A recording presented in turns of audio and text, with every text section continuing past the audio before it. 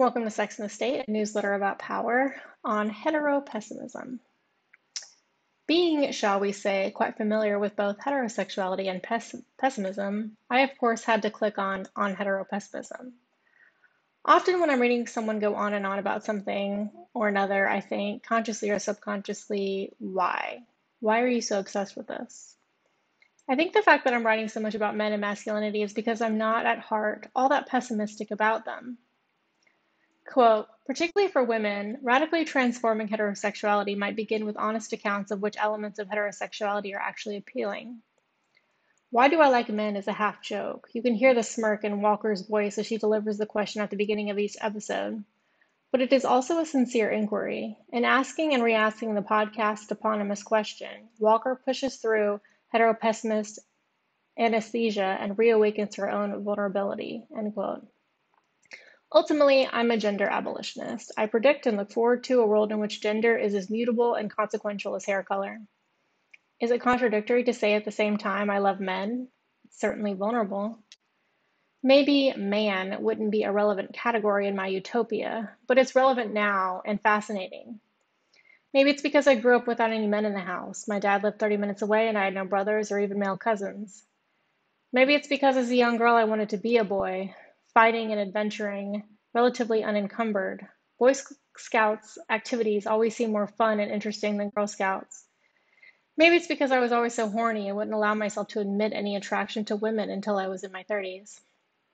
Whatever the reasons, men fascinate me as only problems I can't fully grok do. Pick me, not like other girls' notes flavored my early fascination with men. Perhaps if I'd known I was acting out tropes common enough to have acronyms, I might have spent less time there. I think part of the fun for me now is to try to genuinely care about men without actively vying for their approval or trying to prove how different from or better than other women I am. It's a hard needle to thread.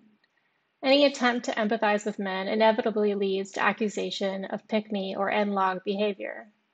Luckily, someone's already picked me, and I have no problem being like other girls anymore, at least consciously. Quote, collectively changing the conditions of straight culture is not the purview of heteropessimism. To be permanently, preemptively disappointed in heterosexuality is to refuse the possibility of changing straight culture for the better. End quote. If there's anything my writing is about, it's changing conditions for wide swaths of the population. Not everyone necessarily. Sex negativity seems to work just fine for a lot of people, or at least it seems likely that the cost of change and perspective would outweigh the benefits for many people, if not most. I write for the people who are like me. I write for people who have been fucked over enough by sex negativity that it's possible, if not likely, that a change of perspective would be an on-net good. I write so that more people have access to a competing perspective sooner in life than I did. I think it's useful to talk about how heterosexuality could be better for everyone involved. Another thing I often wonder when I see someone go on and on about something is, what do you think you're adding to the discussion? I think one thing I'm trying to add to the discussion about what's wrong with men is a corrective to the strange conservatism from the left when it comes to groups they see as having disproportionate power. Over the course of my life, I've shifted decidedly leftward in several areas, including individualism. For example, I've shifted from thinking primarily about what individuals can and should do towards systems that influence individual thought and behavior. Get a job might be good advice, but if you have any influence whatsoever, you'll get further faster by convincing people in power to streamline the barriers to employment. Basically, I'm writing for the job I want. It's interesting to me to watch the left be really good at thinking about how systems make it difficult for marginalized people to succeed, and at the same time seem to be often much worse at thinking about how systems make it difficult for less marginalized people to succeed. There's a lot more discussion about the ways sexism hurts women than men. Perhaps that makes sense, since it's fairly easy to measure the ways sexism hurts women. We can look at women's representation in positions of power in every major institution, including government, industry, education, mass media, and nonprofits. We can look at the ways the state infringes on women's bodily autonomy, particularly in terms of access to reproductive health care. Women have lower average incomes and labor force participation rates than men, which leaves us more economically dependent and disempowered. But going afield of that, the picture looks murkier. Men are more likely than women to be victims of crime. Looking at crimes that are understood to be highly gendered further complicates the narrative. For instance, Men are even less likely than women to go to the police to make a report after being raped, and some estimates suggest that men are raped more often than women. Looking at intimate partner violence, a third of men in the US experience contact sexual violence, physical violence, and/or stalking by an intimate partner during their lifetime, according to one estimate.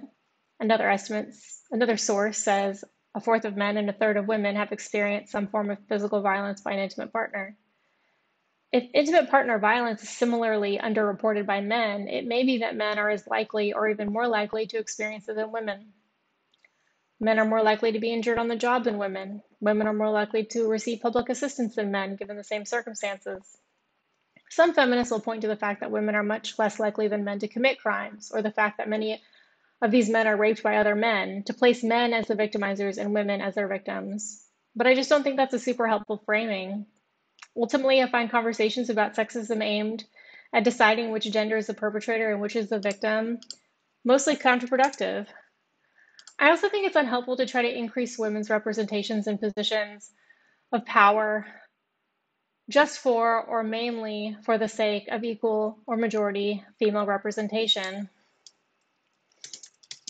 Having a more balanced gender representation in positions of power is certainly useful. Power reproduces itself. I certainly don't believe it makes sense to actively keep women out of positions of power. At the same time, I don't believe getting more women into positions of power necessarily increases the quality of leadership. It might, especially at first. There's decent evidence that the women who are able to overcome the barriers to female leadership are likely even more competent than the men they're replacing. And it might be useful to have men and women in positions of leadership just to balance out each gender's tendencies toward different strengths and weaknesses. But I don't believe there's much that's inherent to women that makes us better leaders than men.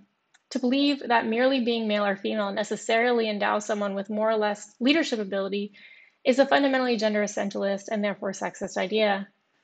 In my view, heteropessimism is fundamentally gender essentialist and sexist.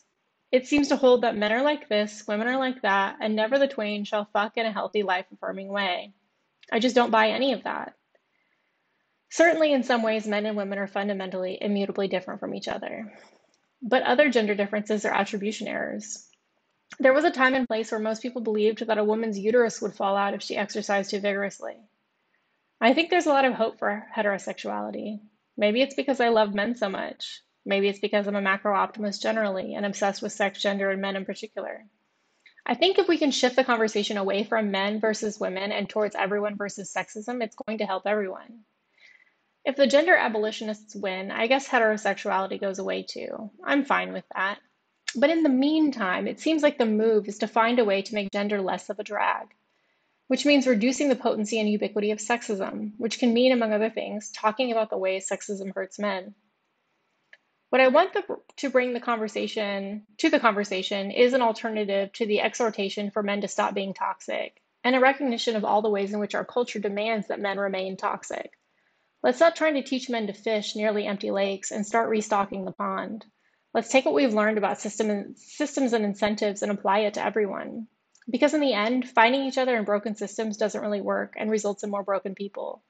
What works better is working together to fix the systems we live under.